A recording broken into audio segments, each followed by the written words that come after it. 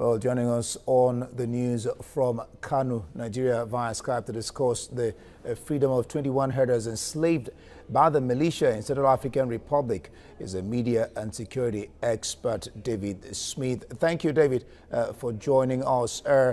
21 out of so many. What do you think about this? Well, any person who's been freed from captivity, that's good news.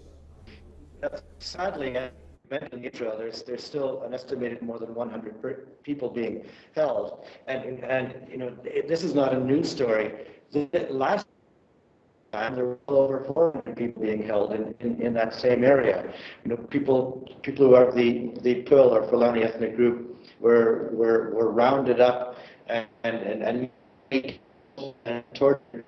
Anti-Balaka rebels that nobody seems to be able to stop. And although a particular rebel group that's holding this estimated 100 hasn't been identified, it's mostly anti-Balaka or affiliated with anti-Balaka. And that leads us to the former president, Francois Bozize, who is accused of being the mysterious guiding hand behind these anti-Balaka rebels. MONUSCO is doing a good thing along with the AU and HCR by managing to negotiate their freedom.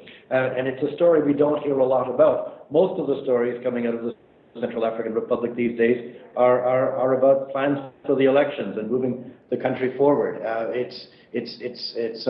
These stories, such as the one out of the Yaloke area, are numerous. Chances are there are many other people being held in other parts of the country that we don't know about, simply because there are no people on the ground to tell us what's going on. David, exactly what I want to take you up on. 21, there's hope, of course, but what efforts are being made to release the rest that are being held? Quite some number that are still being held. Well, one of the main problems is there just aren't enough people, peacekeepers or law enforcement people on the ground to deal with these problems. Remember, I sometimes sound like a broken record when I talk about these things, but the Central African Republic is a country that's 1.5 times the size of France, and there just aren't nearly enough peacekeepers on the ground to deal with all the incidents of violence and insecurity that are popping up all over the place. Where these 100 are being held, it's a fairly isolated area to the northwest of the capital, Bangui. When there were 400 being held last year, most of these people who are of the Muslim faith were asking to be sent to Cameroon because they did not feel safe.